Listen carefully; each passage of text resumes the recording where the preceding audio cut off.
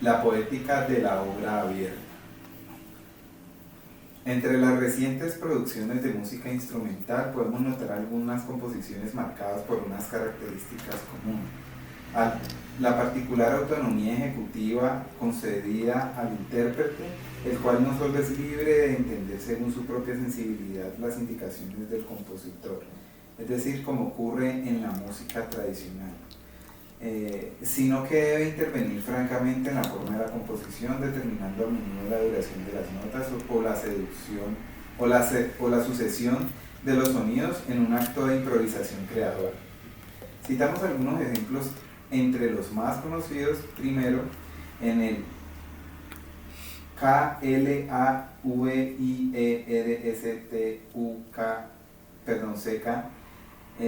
16 de Karlheinz, con Z lo último, Karlheinz, aparte Stockhausen.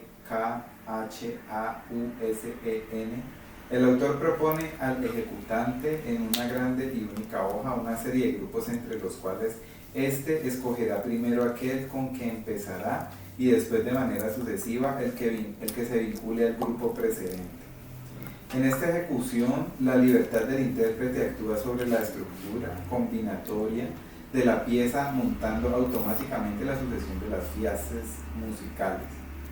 2. En la sequenza per flauto solo de Luciano Berio, el intérprete tiene ante sí una parte que le pone un tejido musical donde se dan la sucesión de los sonidos y su intensidad, mientras que la duración de cada una de las notas depende del valor que el ejecutante quiera conferirles en el contexto de las constantes cantidades de espacio correspondientes a constantes pulsaciones de metrónomo. 3.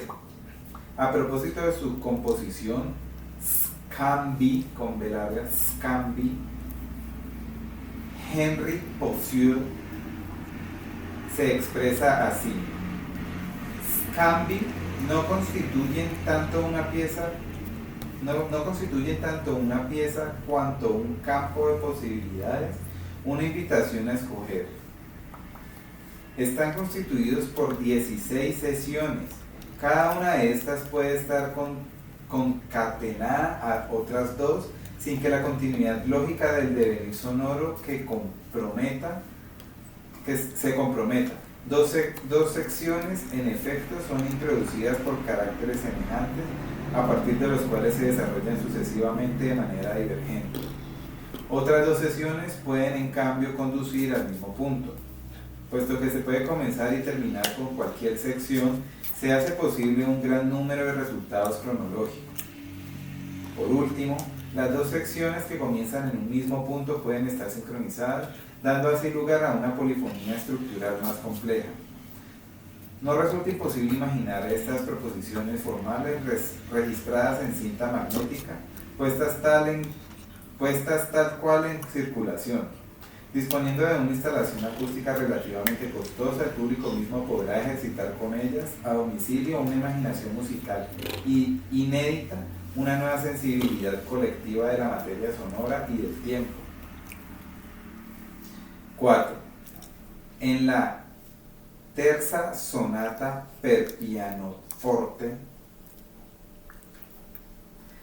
Pierre Boulez, con Z lo último, prevé una primera parte, entre paréntesis, antífon, A-N-T-I-P-H-O-N-I-E, formant, con T a lo último, 1, cierra paréntesis, constituida por 10 secciones en 10 hojas separadas, combinables con otras tantas tarjetas, entre paréntesis, si bien no se permiten todas las combinaciones, cierra paréntesis. La segunda parte, entre paréntesis, formant, con T al último, 2, T-H-E-O-P-E, cierra paréntesis, se compone de 4 secciones de estructura circular, por lo que se puede empezar por cada una de ellas vinculándola a las demás hasta cerrar el círculo. No hay posibilidad de grandes variaciones interpretativas en el interior de las secciones, pero una de ellas, por ejemplo, Por ejemplo, PARENTHESE se inicia con un compás de tiempo especificado y prosigue con amplios paréntesis en los cuales el tiempo es libre. Una especie de regla viene dada por las indicaciones de unión entre fragmentos y fragmentos. Entre paréntesis, sans, aparte reteir, punto y coma, enchaîner, sans interruption, coma, etc. Cierra paréntesis. En estos dos casos, entre paréntesis, y son 4 entre los muchos posibles, cierra paréntesis, llama la atención de inmediato una macroscópica diferencia entre tales géneros de comunicación musical y aquellos a los que no tenía acostumbrados la tradición clásica. En términos elementales, esta diferencia puede formularse así: una obra musical clásica, una fuga de Bach, Aida o la Sacre du Printemps, consistían en un conjunto de realidades sonoras que el autor organizaba de modo definido y concluso, ofreciéndolo al oyente, o bien traducía en signos convencionales aptos para guiar al ejecutante de manera que éste reprodujese sustancialmente la forma imaginada por el compositor. Estas nuevas obras musicales consisten, en cambio, no en un mensaje concluso y definido, no en una forma organizada unívocamente, sino en una posibilidad de varias organizaciones confiadas a la iniciativa del intérprete, y se presenta por consiguiente no como obras terminadas que piden ser revividas y comprendidas en una dirección estructural dada, sino como obras abiertas que son llevadas a su término por el intérprete en el mismo momento en que las goza estéticamente. Es menester observar, para salvar equívocos terminológicos, que la definición de abierta dada a estas obras, si bien sirve magníficamente para delinear una nueva dialéctica entre obra e intérprete, debe asumirse como tal en virtud de una convención que nos permita abstraería de otros posibles y legítimos significados de esta expresión. En estética, en efecto, se ha discutido sobre la definitividad y sobre la apertura de una obra de arte, y estos dos términos se refieren a una dialéctica que todos esperamos y que a menudo estamos dispuestos a definir. Es decir, una obra de arte es un objeto producido por un autor que organiza una trama de efectos comunicativos de modo que cada posible usuario pueda comprender, entre paréntesis, a través del juego de respuestas a la configuración de efectos sentida como estímulo por la sensibilidad y por la inteligencia, cierra paréntesis, la obra misma, la forma originaria imaginada por el autor. En tal sentido, el autor produce una forma conclusa en sí misma con el deseo de que tal forma sea comprendida y disfrutada como él la ha producido. No obstante, en el acto de reacción a la trama de los estímulos y comprensión de su relación, cada usuario tiene una concreta situación existencial, una sensibilidad particularmente condicional, determinada cultura,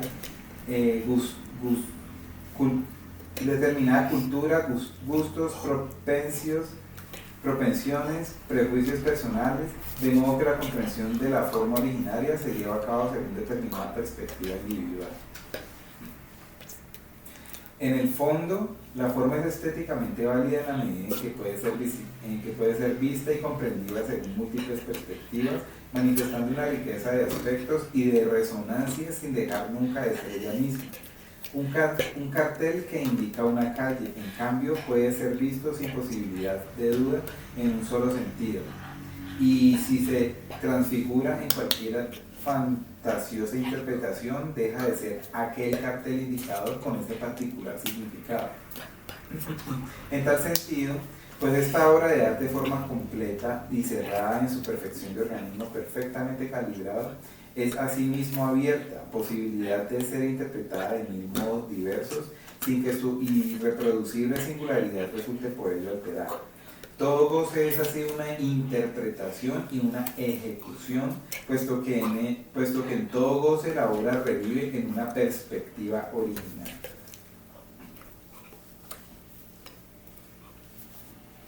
Pero está claro que obras como las de Berrío o de Stockhausen son abiertas en un sentido menos metafórico y mucho más tangibles. Para decirlo vulgarmente, son obras no acabadas, pero el autor parece entregar al intérprete más o menos como las piezas de un mecano, desinteresándose aparentemente de a dónde irán a parar las cosas. Esta interpretación de los hechos es paradójica e inexacta, pero el aspecto más exterior de estas experiencias musicales da efectivamente ocasión a un equívoco semejante. Equívoco por los demás, productivo porque este lado desconcertante de tales experiencias nos debe inducir a ver por qué hoy un artista advierte la exigencia de trabajar en tal dirección, en resolución de qué evolución histórica de la sensibilidad estética, en concomitancia con qué factores culturales de nuestro tiempo y cómo estas experiencias deben verse a la luz de una estética teórica.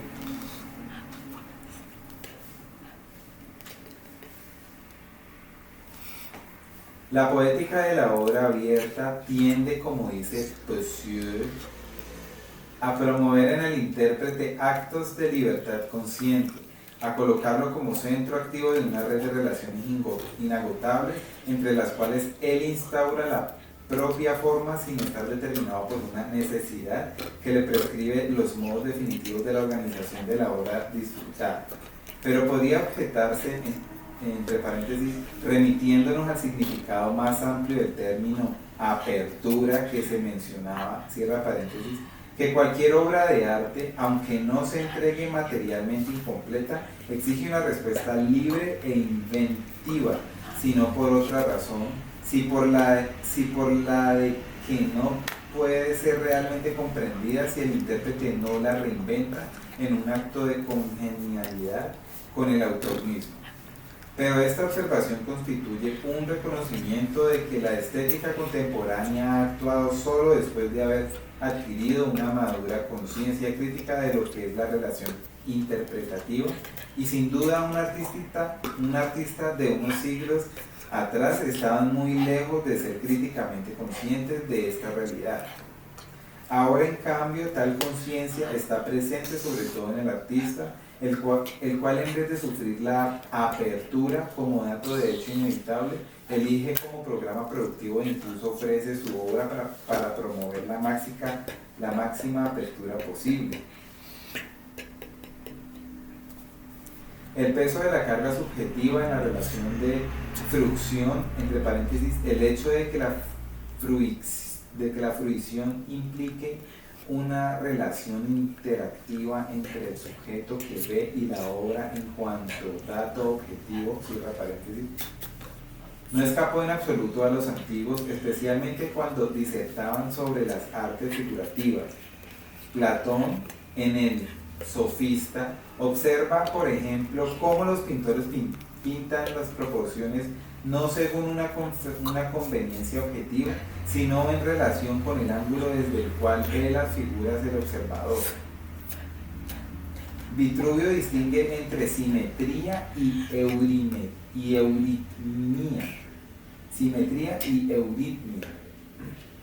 Y entiende esta última como adecuación de las proporciones objetivas y las exigencias subjetivas de la división. Los desarrollos de una ciencia y de la práctica de la perspectiva testimonian al madurar de la conciencia de la función de la subjetividad que interpreta frente a la obra. Sin embargo, es asimismo evidente que tales convicciones conducen a actuar precisamente en oposición a la apertura y en favor del hermetismo de la obra. Los diversos artificios de perspectiva representaban exactamente otras tantas concesiones hechas a las exigencias de las circunstancias del observador para llevarlo a ver la figura del único modo justo posible, aquel sobre el cual el autor, entre paréntesis, construyendo artificios de la visión, cierra paréntesis, trataba de hacer converger la conciencia del usuario. Tomemos otro ejemplo. En el medioevo se desarrolla una teoría del alegorismo que prevé la posibilidad de leer las sagradas escrituras, entre paréntesis, y seguidamente también la poesía y las artes figurativas, cierra paréntesis, no solo en un sentido literal, sino en otros sentidos, sino en otros tres sentidos: el alegórico, el moral y el anagógico. Tal teoría se nos ha hecho familiar gracias a Dante, pero hunde sus raíces en San Pablo. Entre paréntesis, te voy a deletrear. V-I-D-E-M-U-S aparte, N-U-N-C aparte, P-E-R aparte, S-T-E-C-U-L-U-M aparte, I-N aparte, A-E-N-I-G-M-A-T-E, coma, T-U-N-E aparte, A-U-T-E-M aparte, F-A-C-I-E aparte, A-D aparte, F-A-C-I-E-M, cierra paréntesis. Y fue desarrollada por San Jerónimo, San Agustín, Beda, Escoto, Eugena, Hugo y Ricarda de San Víctor, Alan de Lille, San Buenaventura, Santo Tomás y otros, hasta el punto de que constituyó el fundamento de la poética medieval. Una obra así entendida es sin duda una obra dotada de cierta apertura. El lector del texto sabe que cada frase, cada figura está abierta sobre una serie multiforme de significados que él debe descubrir. Incluso según su disposición de ánimo, escogerá la clave de lectura que más ejemplar le resulte y usará la obra en el significado que quiera, haciéndola revivir en cierto modo de manera diferente como podría haberle parecido en una lectura anterior. Pero en este caso, apertura no significa en absoluto indefinición de la comunicación, infinitas posibilidades de la forma, libertad de la fruición.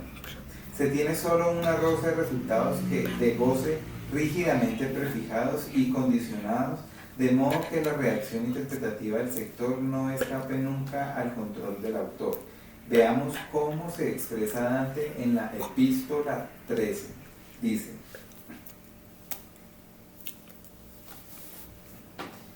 este tratamiento, para que sea más claro, se puede ver en estos versos.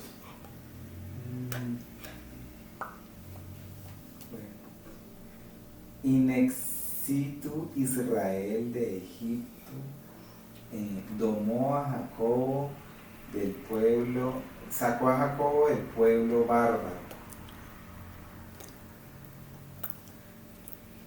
Falsa es Judea santificando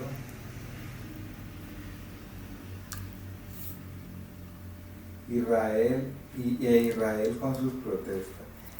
En efecto, si miramos solo la lectura, significa la salida de Egipto de los hijos de Israel en tiempos de Moisés.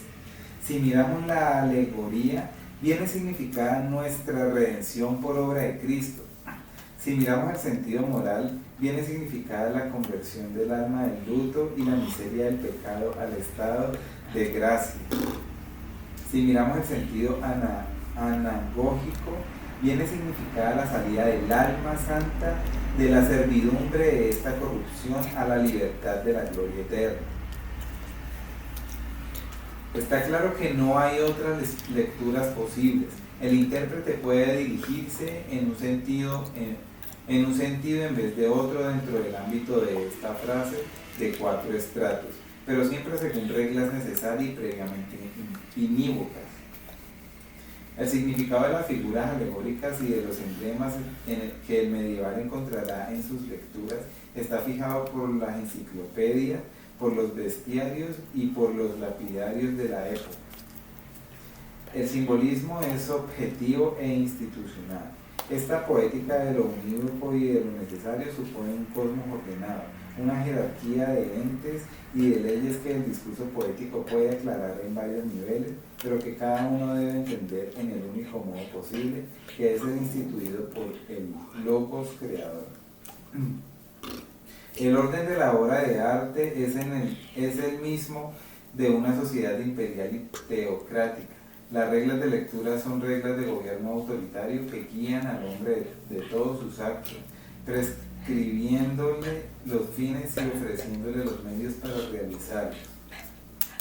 No es que las 4 salidas del discurso alegórico sean cuantitativamente más limitadas que las muchas salidas posibles de una obra abierta contemporánea. Como trataremos de mostrar, estas diversas experiencias suponen diversa visión del mundo. Haciendo rápidos escorzos históricos, podemos encontrar un manifiesto aspecto de apertura entre paréntesis en la acepción moderna del término, cierra paréntesis, en la forma abierta de barroca. Aquí se niega precisamente la definición estática e inequívoca de la forma clásica del Renacimiento, del espacio desarrollado en torno a un eje central delimitado por líneas simétricas y ángulos cerrados que convergen en el centro, de modo que más bien sugiere una idea de determinada esencial que de movimiento. La forma barroca es en cambio dinámica, tiende a una indeterminación de efectos, entre paréntesis, en su juego de llenos y vacío, de luz y oscuridad, con sus curvas, con sus líneas quebradas, sus ángulos de las inclinaciones más diversas, cierra paréntesis, y sugiere una dilatación progresiva del espacio. La búsqueda de lo móvil y lo ilusorio hace de manera que las más plásticas barrocas nunca permitan una visión privilegiada, frontal, definida, sino que introduzcan al observador a cambiar de posición continuamente para ver la obra bajo aspectos siempre nuevos, como si estuvieran en continua mutación. Si la espiritualidad barroca se ve como la primera clara manifestación de la cultura y de la sensibilidad modernas, es porque aquí, por primera vez, el hombre se sustrae a la costumbre del canon, entre paréntesis, garantizada por el orden cósmico y por la estabilidad de las esencias, cierra paréntesis, y se encuentra tanto en el arte como en la ciencia frente a un mundo en movimiento que requiere actos de invención. La poética del asombro, del ingenio, de la metáfora, tiende en el fondo, más allá de su apariencia bizantina, a establecer una tarea inventora del hombre nuevo que ve en la obra de arte un nuevo fundado en relaciones evidentes para gozarlo como hermoso, sino como un misterio a investigar, una tarea a perseguir, un estímulo a la vivacidad de la imaginación. No obstante, también estas son conclusiones a las que llega la crítica actual y que hoy la estética puede coordinar en leves, pero sería aventurado descubrir en la poética barroca una teorización consciente de la obra abierta. Entre clasicismo e iluminismo, por último, va perfilándose una idea de poesía pura, precisamente porque la negación de las ideas generales, de las leves abstractas, realizada por el empirismo inglés, viene a afirmar la libertad del poeta y enuncia por consiguiente una temática de la creación. De las afirmaciones de Burke, con K, Burke, sobre el poder emotivo de las palabras, se llega a las de Novalis, con V, Novalis, sobre el puro poder evocador de la poesía como arte del sentido vago y del significado impreciso. Una idea parece entonces tanto más individual y estimulante cuanto más numerosos pensamientos, mundos y actitudes se encuentran y entran en contacto con ella. Cuando una obra presenta muchos pretextos, muchos significados y sobre todo muchas facetas y muchas maneras de ser comprendida y amada, entonces es sin duda interesantísima. Entonces es una pura expresión de la personalidad. Concluyendo la parábola romántica, la primera vez que aparece una poética consciente de la obra abierta es en el simbolismo de la segunda mitad del siglo XIX. La Art Poétique de Verlaine, con V, Verlaine, es bastante explícita al respecto. Dice, esto es francés: de la musique avant toute chose, et pour cela préfère l'empouvoir. ¿Digo? L'empouvoir et pour soulever dans les sangriers en lui que es PC, qui, posee, bueno, sigue más en francés, y termina en literature. Más extensas y comprometidas son las afirmaciones de Mallarmé. Nommer un objet, c'est supprimer les trois quarts de la jouissance du poème qui traduce cet objet. Es preciso evitar que un sentido único se imponga de golpe. El espacio blanco en tomo a la palabra, el juego tipográfico, la composición espacial del texto poético contribuyen a dar un halo de indefinido al término, a preñarlo de mil sugerencias diversas. Con esta poética de la sugerencia, la obra se plantea intencionalmente abierta a la libre reacción del que va a gozar de ella.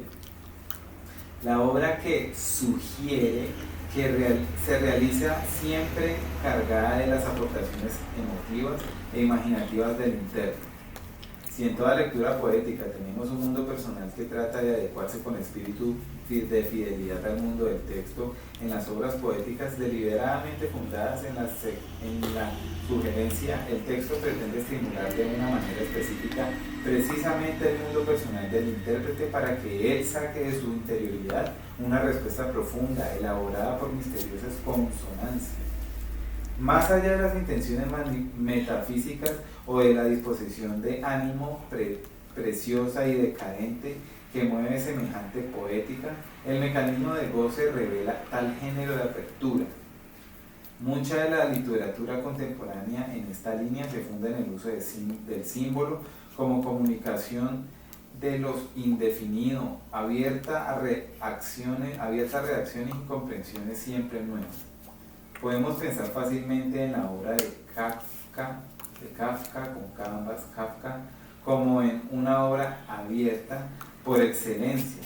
Proceso, castillo, espera, condena, enfermedad, metamorfosis, tortura, no son situaciones para entenderse en un significado literal inmediato, pero a diferencia de las construcciones alegóricas medievales, aquí los sobreentendidos no se dan de modo unívoco, no están garantizados por ninguna enciclopedia, no reposan sobre ningún orden del mundo.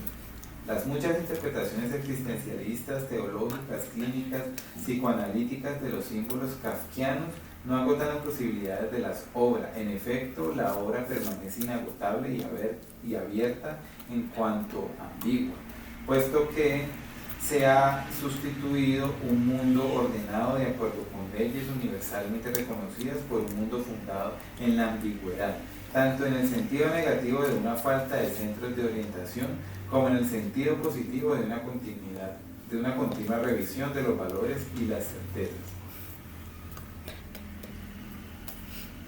Así, aún allí donde es difícil establecer si en una autora hay intención simbólica y tendencia de lo indeterminado o lo ambiguo, cierta poética crítica se encarga hoy de ver toda literatura contemporánea como estructurada en eficaces aparatos simbólicos.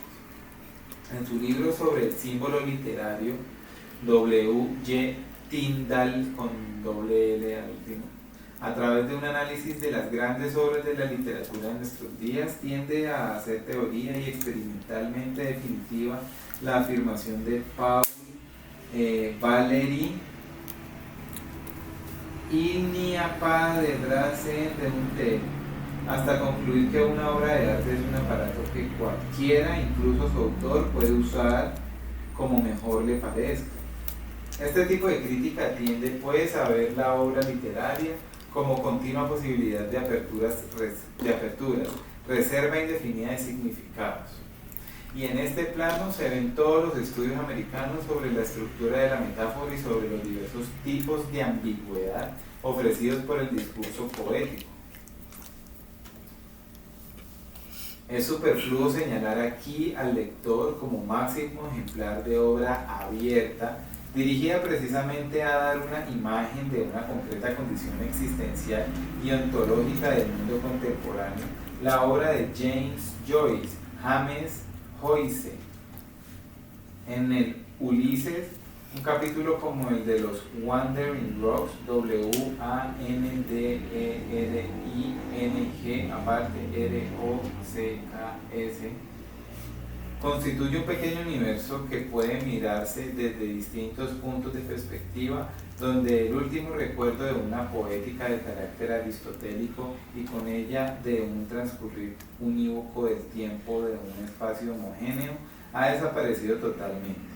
Como ha expresado Edmund Wilson, dice, su fuerza, la de Ulises, en vez de seguir una línea, se expande en toda dimensión, incluida la del tiempo, en torno a un solo punto. El mundo de Ulises está animado por una vida compleja e inagotable. Nosotros los visitamos una y otra vez como haríamos con una ciudad, donde volvemos varias veces para reconocer los rostros, comprender las personalidades, establecer relaciones y corrientes de intereses. Joyce ha ejercitado un considerable ingenio técnico para introducirnos en los elementos de su historia en un orden tal que nos hace capaces de encontrar nosotros mismos nuestros caminos. Dudo mucho de que una memoria humana sea capaz a la primera lectura de satisfacer todas las solicitaciones del Ulises. Y cuando lo releemos podemos empezar por cualquier punto como si tuviéramos frente a algo tan sólido como una ciudad que existiera verdaderamente en el espacio y en el cual se pudiera entrar por cualquier lado, puesto que Joyce dijo que al componer su libro trabajaba contemporáneamente en sus diversas partes. En el FINNEGANSWAKE, por último, estamos verdaderamente en presencia de un cosmos einsteiniano, enrollado sobre sí mismo. La palabra del comienzo se une con la del final y por consiguiente finito, pero precisamente por esto ilimitado. Cada acontecimiento, cada palabra se encuentra en una relación posible con todos los demás y de la relación semántica efectuada en presencia de un término depende del modo de entender todos los demás. Esto no significa que la obra no tenga un sentido. Si Joyce introduce claves en ella es precisamente porque desea que la obra sea leída en cierto sentido. Pero este sentido tiene riqueza del cosmos y ambiciosamente el autor quiere que ello implique la totalidad del espacio y el tiempo, de los espacios y los tiempos posibles. El instrumento primordial de esta integral ambigüedad es el PUM, el calembour, donde 2, 3, 10 raíces distintas se combinan de modo que una sola palabra se convierte en un nudo de significados, cada uno de los cuales puede encontrarse y correlacionarse a otros centros de alusión abiertos a nuevas constelaciones y a nuevas probabilidades de lectura. Para definir la situación del lector de Finnegan's Wake, nos parece que puede servir a la perfección una descripción de Saussure, dada la situación del que oye una composición serial postdecafónica.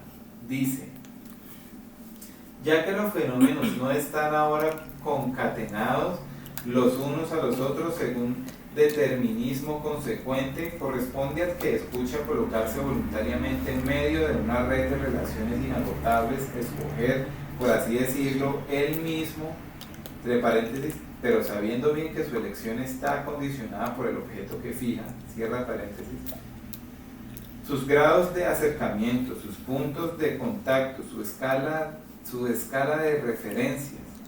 Toca a él ahora tender a utilizar contemporáneamente la mayor cantidad de gradaciones y de dimensiones posibles, hacer dinámicos, multiplicar, extender al máximo sus instrumentos de asimilación. Y con estas citas se subrayan por si hiciera falta la convergencia de todo nuestro discurso en un punto único de interés y la unidad de la problemática de la obra abierta en el mundo contemporáneo. Tampoco debe pensarse que la invitación a la apertura tenga lugar solo en el plano de la sugerencia indefinida y de la solicitación emotiva. Si examinamos la poética teatral de Bertolt Brecht, encontramos una concepción de la acción dramática como exposición problemática de determinadas situaciones de tensión. Propuestas estas situaciones, según la nota técnica de la recitación épica, que no quiere sugerir al espectador sino presentarle en forma separada, ajena a los hechos que se observan. La dramaturgia brechtiana, en sus expresiones más rigurosas, no elabora soluciones. Será el espectador el que saque las conclusiones críticas de lo que ha visto. También los dramas de Brecht terminan en una situación de ambigüedad, entre paréntesis, típico y máximo entre otros, el Galilea, cierra paréntesis. Salvo que aquí ya no es la suave ambigüedad de un infinito entrevisto o de un misterio sufrido en la angustia, sino la misma concreta ambigüedad de la existencia social como choque de problemas irresueltos a los cuales es preciso encontrar una solución. La obra es aquí abierta como es abierto un debate. La solución es esperada y deseada, pero debe venir el concurso consciente del público. La apertura se hace instrumento de pedagogía revolucionaria.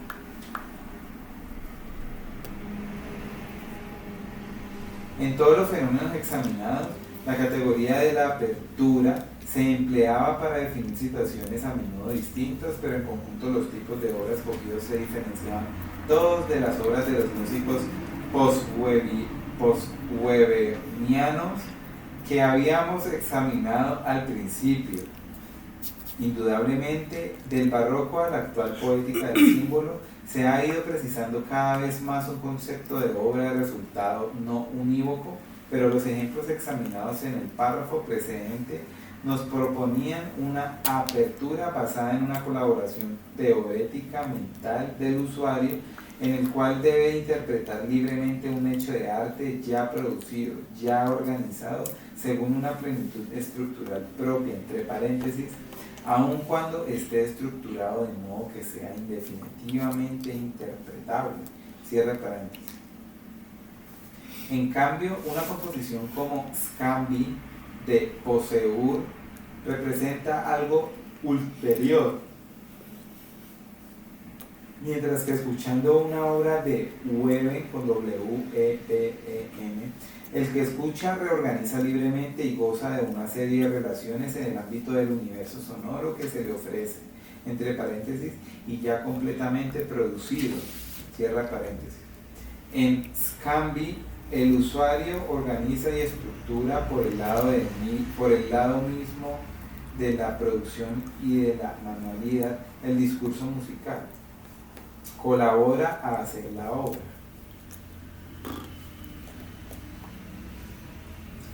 No se pretende afirmar que esta sucesiva diferencia califique a la obra como más o menos válida respecto de aquellas ya hechas.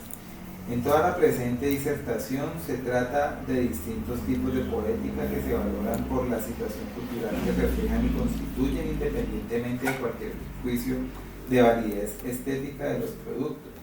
Pero es evidente que una composición como Scambi, entre paréntesis, u otras composiciones antes citadas, cierra paréntesis, supone un problema nuevo y nos induce a reconocer en el ámbito de las obras abiertas una más restringida categoría de obras que, por su capacidad de asumir diversas estructuras imprevistas físicamente realizadas, podríamos definir como obras en movimiento. El fenómeno de la obra en movimiento en la presente situación cultural no se limita en absoluto al ámbito musical, sino que encuentra interesantes manifestaciones en el campo de las artes plásticas, donde hoy encontramos objetos artísticos que en sí mismos tienen como una movilidad, una capacidad de replantearse caleidoscópicamente a los ojos del usuario como permanentemente nuevos. Al nivel mínimo, podemos recordar los móviles de Calder o de otros autores, estructuras elementales que poseen precisamente la capacidad de moverse en el aire, asumiendo disposiciones espaciales diversas, creando continuamente el propio espacio y las propias dimensiones. En un nivel más vasto, recordamos la nueva Facultad de Arquitectura de la Universidad de Caracas, definida como la escuela que se inventa cada día. Las aulas de esta escuela están construidas con paneles móviles, de modo que profesores y alumnos, según el problema arquitectónico y urbanismo que se examina, se construyen un ambiente de estudio apropiado, modificando de continuo la estructura interna del edificio. Además, Bruno Munari ha ideado un nuevo y original género de pintura en movimiento de efectos verdaderamente sorprendentes, proyectando mediante una simple linterna mágica un collage de elementos plásticos, entre paréntesis, una especie de composiciones abstractas obtenidas superponiendo o amigando hojas muy delgadas de material incoloro al que se ha dado diversas formas, cierra paréntesis, y haciendo pasar los rayos luminosos a través de una lente Polaroid, se obtiene sobre la pantalla una composición de intensa belleza cromática. Haciendo luego rodar lentamente la lente Polaroid, la figura proyectada empieza a cambiar gradualmente sus propios colores, pasando a través de toda la gama del arco iris y realizando a través de la reacción cromática de los diversos materiales plásticos y de los diversos estratos en los que se compone una serie de metamorfosis que inciden incluso en la misma estructura plástica de la forma. Regulando a su gusto la lente que gira, el usuario colabora efectivamente en una creación del objeto estético, por lo menos en el ámbito del campo de posibilidades que le permiten la existencia de una gama de colores y la predisposición plástica de las diapositivas. Por su parte, el dibujo industrial nos ofrece ejemplos mínimos pero evidentes de obras en movimiento con objetos de decoración, lámparas plegables o librerías que pueden armarse en formas distintas o sillones capaces de metamorfosis de indudable dignidad estilística que permiten al hombre de hoy hacerse y disponer de las formas entre las cuales vive de acuerdo con su propio gusto y sus propias exigencias de uso. Si nos dirigimos al sector literario para buscar un ejemplo de obra en movimiento, encontramos en vez de un pendant contemporáneo una asombrosa anticipación. Se trata del Livre de Mallarmé, la obra colosal y total, la obra por excelencia que debía constituir para el poeta no solo el fin último de la propia actividad, sino el fin mismo del mundo, entre paréntesis, Le monde existe pour aboutir à un livre. Cierra paréntesis. Mallarmé no llevó a término esta obra, no obstante haber trabajado en ella toda la vida, pero existen los esbozos recientemente sacados a la luz por un sagaz trabajo de filología. Las intenciones metafísicas que sobreentiende esta empresa son vastas y discutibles. Permítasenos dejarlas para tomar en consideración solamente la estructura dinámica de este objeto artístico que pretende dar un dictamen de poética preciso. Un libre ni commence ni ne fin, tout n'a plus fait y semblante. El libre debía ser un monumento móvil, y no solo un sentido en que era móvil y abierta, una composición como el Code de Des, donde gramática, sintaxis y disposición tipográfica del texto introducían una poliforme pluralidad de elementos en una relación no determinada. Fin.